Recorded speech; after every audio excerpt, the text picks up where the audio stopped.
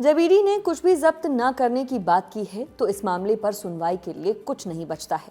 याचिका को खारिज किया जाता है। ये कहते हुए कलकत्ता हाईकोर्ट ने आईपैक रेड मामले में टीएमसी यानी तृणमूल कांग्रेस की याचिका खारिज कर दी है।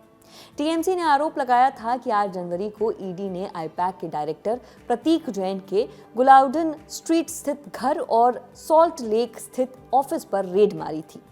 कुछ कागजात भी जब्त किए थे। प्रतीक जैन ही ममता बनर्जी के लिए पॉलिटिकल स्ट्रैटेजी तैयार करते हैं। इसी मामले पर सुनवाई हुई तो ईडी के वकील एएसजी राजू ने ऑन रिकॉर्ड कहा कि एजेंसी ने पार्टी दफ्तर से कुछ भी जब्त नहीं किया है।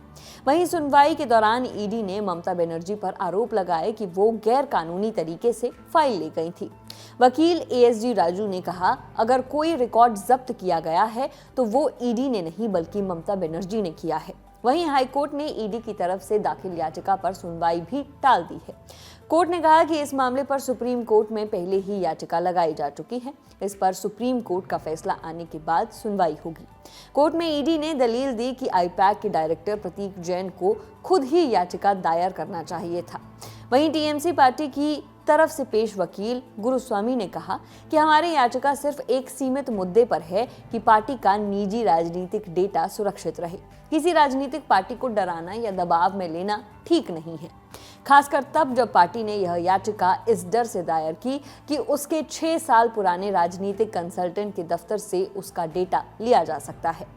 टीएमसी के वकील ने कहा कि राज्य चुनाव से कुछ महीने पहले राजनीतिक सलाहकार के ऑफिस पर छापा पड़ना संदेह पैदा करता है।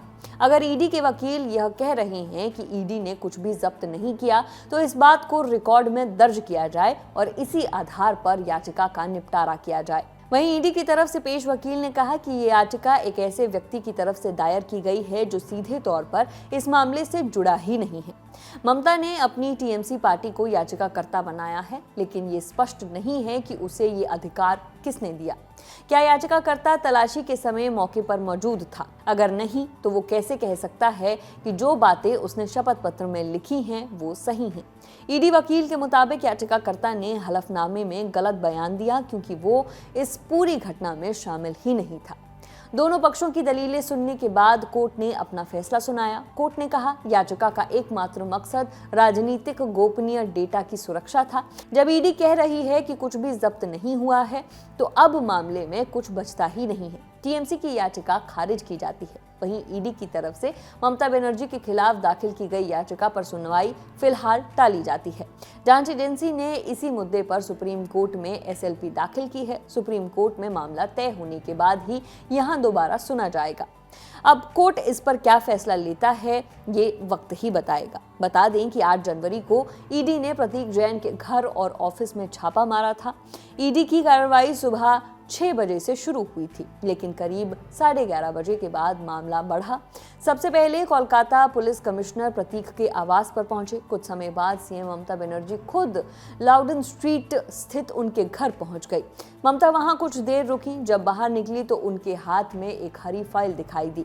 इसके बाद वे आईपैक के ऑफिस भी गई। उन्होंने कहा, गृह मंत्री मेरी पार्टी के दस्तावेज उठवा रहे हैं। 9 जनवरी को टीएमसी कार्यकर्ताओं ने दिल्ली से कोलकाता तक प्रदर्शन किया। सीएम ममता ने ईडी पर एफआईआर करवाई। मार्च भी निकला। इस दौरान उन्होंने बीजेपी के वरिष्ठ नेताओं के कोयला घोटाले में शामिल होने का दावा किया। कहा कि जरूरत पड़ी तो मैं इन्हें जनता के सामने पेश कर सकती हूँ।